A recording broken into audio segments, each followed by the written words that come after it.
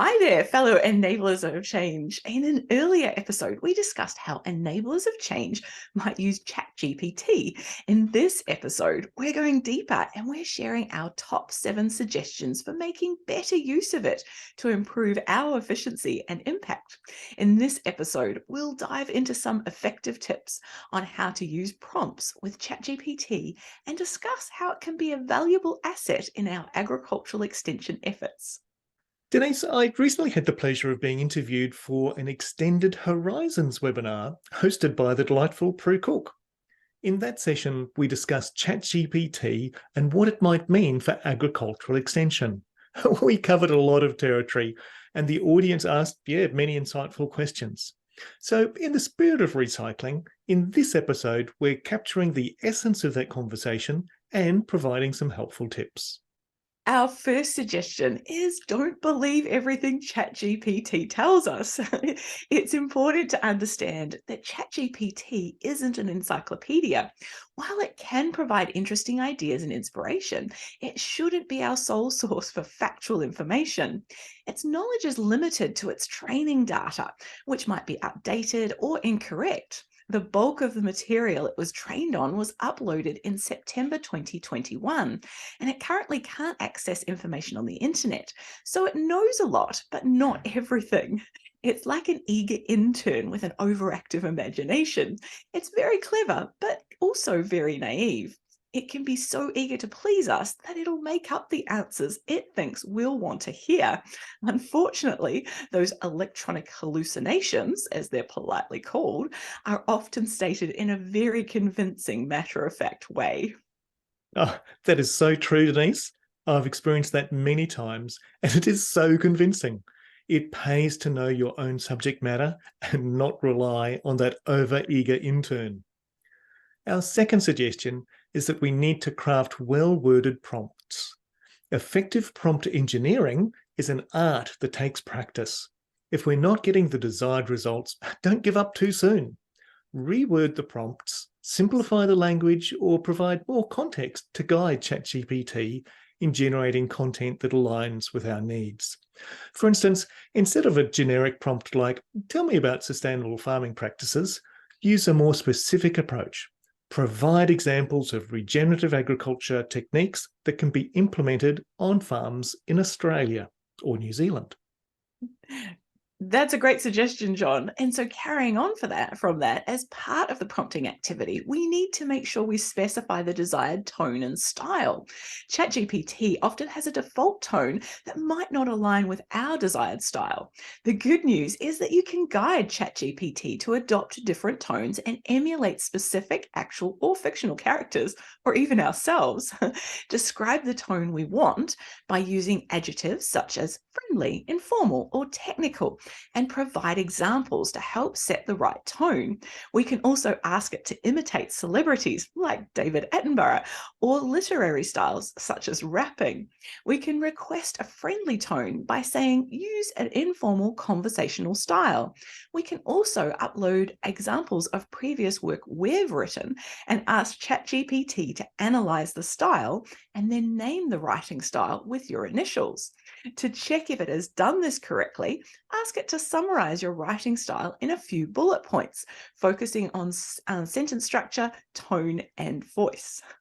Yes, and I've done that, Denise, and I'm pleased to report that it said my writing style is confident and authoritative, showcasing a strong understanding of topics discussed, and that the writing is authentic, making readers feel like they're interacting with an expert source. How about that? But I suspect that was the AI trying to butter me up. I then instructed it to label the writing style as JJ, so now it's easy for me to get my over-eager intern to write just like me. That's cool, John, and very encouraging. Our next suggestion is to develop a point of view. To make ChatGPT's output more insightful, it's crucial to start with a clear point of view. Begin by outlining the main points we want to convey in our content. Then engage ChatGPT in a conversation to brainstorm ideas and explore perspectives that we may not have considered. Evaluate the suggestions and incorporate the most compelling ones into our outline. And remember that developing a point of view is a process that requires critical thinking, self reflection, and a willingness to engage with new ideas. It's okay to refine and adjust our perspective as we gain more knowledge and insight into the topic.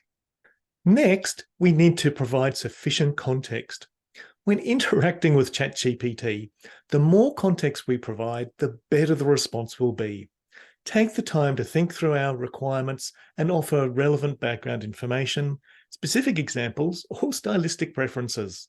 For instance, instead of a brief prompt like tips for improving soil health, provide additional details such as the geographic location, the type of soil, climatic conditions, and the time of year.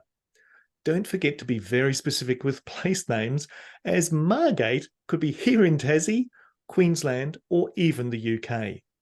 This will enable ChatGPT to provide tailored and practical recommendations. Our fifth suggestion is to focus on one topic at a time. It can be tempting to address multiple tasks or topics within a single conversation with ChatGPT. However, mixing too many topics in one session can lead to lower quality results. To maintain focus and obtain accurate responses, we should separate our sessions by topic or task. For example, if we're looking to draft an email to invite local farmers to a soil health workshop, keep that conversation separate from seeking ideas for improving irrigation systems. This way, ChatGPT can better understand and address each topic with clarity and coherence. We're almost at the end now. Our penultimate suggestion is to try, and try again. Don't settle for the first output you receive from ChatGPT. Remember that the AI model has a random element, and the initial response may not fully meet our expectations. Take advantage of the iterative process by regenerating the response or asking ChatGPT to refine its output based on our specific requirements.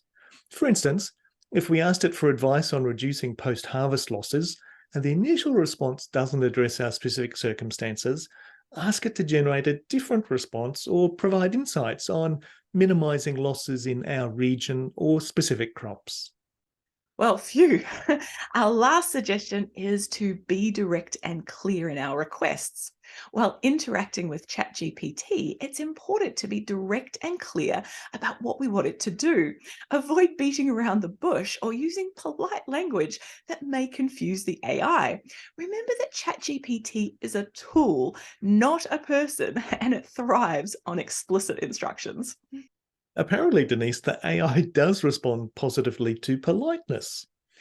Now, as enablers of change, we're constantly seeking innovative ways to improve our work and better serve our communities. ChatGPT offers a powerful tool for brainstorming ideas, gaining inspiration, and exploring new perspectives. By following these 7 suggestions for making better use of ChatGPT, we can enhance our productivity and creativity in addressing various agricultural challenges. There are a few other resources out there that might be of interest to you as you explore ChatGPT and other AI tools. One I'd recommend is from Tom Barrett, who spent 10 years as a primary school teacher and now is an education consultant and coach. He has an email newsletter that provides ideas and mental models in the context of education, but that I've found useful for extension. Just recently, he published the Create framework to help people get better with prompts in ChatGPT. Some of those overlap with some of the suggestions that we've just been through. But he started another newsletter called Prompt Craft, which explores AI in education, which I've been finding really useful. We've put the details of this into the resources in the blog post. Now, remember, ChatGPT is not a substitute for domain expertise and traditional research methods. It excels in generating ideas, refining concepts, and providing alternative viewpoints. So let's embrace this exciting technology and leverage its capabilities to amplify our agricultural extension efforts. The best part of using ChatGPT for me, Denise, is that it helps me overcome my BPS, the blank page syndrome, where I just struggle to start something when it's only a blank page. Well, folks, we've shared our insights and now we're eager to hear yours. Drop a comment below the blog post and share your experiences with using ChatGPT. Feel free to share tips and additional ideas too. We want this to be an interactive conversation, not just a one-way exchange. So join in and let's discuss. Thanks for being part of this Enablers of Change episode. To stay updated on future episodes, subscribe to our newsletter. And if you enjoyed our content, spread the word to your friends so they can join the conversation too. Happy chatting with your new intern, and may your conversations with ChatGPT be fruitful.